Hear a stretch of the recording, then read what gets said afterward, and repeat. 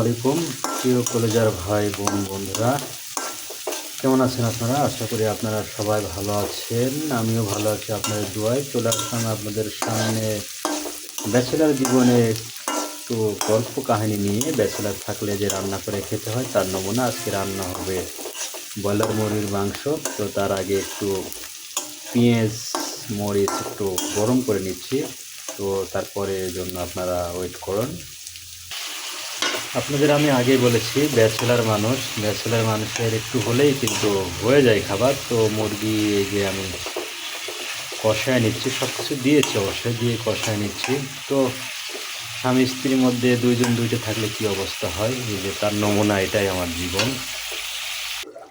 যে বন্ধুরা, আপনাদেরকে আগেই বলেছি আমি, এই যে ব্যাচেলার জীবনের রান্না বান্না অবশ্যই মেয়ে মানুষের মতো হয় না। কিছুটা চেষ্টা করলে ছেলেরাও অনেক সুন্দর ভালো রান্না করতে পারে। তবে আমি একাই মানুষ, তো একদিন রান্না করে 7 দিন খাবো, এই জন্যে একটু কষানিটা বেশি দিয়েছি, যে দেখছেন। তো আবারও শেষ পর্যন্ত আপনাদের দেখাবো। অবশ্যই এই রান্নাটা হচ্ছে ঠিক আমাদের মানিকগঞ্জের মতো, আমাদের রাজশাহীর মতো না। রাজশাহীতে হলে একবারে ঝোল দিত না, আমি ঠিক একবারে দিয়েছি। তো কেমন লাগবে জানাবেন এবং আমার সাথেই থাকুন। কি সুন্দর একটা গাঢ় কালার এসেছে আসলে রান্নার শেষ পর্যায়ে।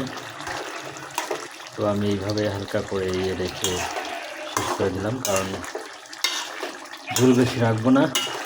ঝোল বেশি রাখলে অবশ্যই টেস্ট লাগবে না, আর ব্যাচেলার তো বোঝেনি।